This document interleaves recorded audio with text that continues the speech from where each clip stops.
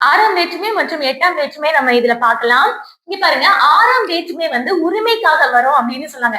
நம்ம ஆறாம் வேற்றுமை அப்படின்னா ஆறுமுக பெருமானை நம்ம நினைச்சுக்கலாம்.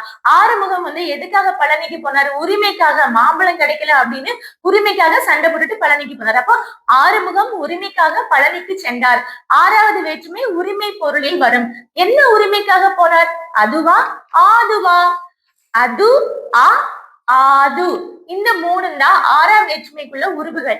அப்ப நம்ம இந்த ஆவ காமனா எடுத்துட்டு 2 கொஸ்டின் நம்ம ஞாபகம் வச்சுக்கலாம்.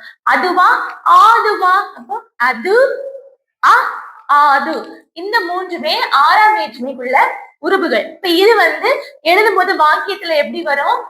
ராமனது வில், ராமன் பிளஸ் அது, ராமனது வில். நண்பனது கை, நண்பன் பிளஸ் அது, நண்பனது கை. எனது, என்னுடையதுன்னு சொல்லலாம். அப்போ என் பிளஸ் அது, எனது பேனா. நம்ம ஆறுமுகம் சொன்னதுனால வேலன், வேலனது வேல். இந்த மாதிரி அது சேர்ந்து வரும். இது வந்து ஆறாம் வேற்றுமை. அடுத்து எட்டாம் வேற்றுமைக்கு வந்து உருபு கிடையாது. ஏன்னா வந்து விழி வேற்றுமை. அதாவது எழுவாய் இருக்குல்ல, அண்ணன் அப்படிங்கிற எழுவாய் அண்ணனா அப்படின்னு அந்த எழுவாயே பொருள் மாறி கிடைக்கும், நமக்கு கூப்பிடுற மாதிரி இருக்கும். விழி வேற்றுமை.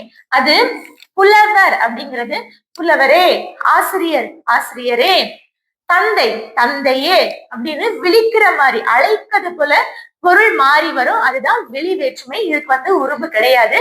எட்டாம் வேற்றுமை தான் விழி வேற்றுமை அப்படின்னு சொல்றாங்க.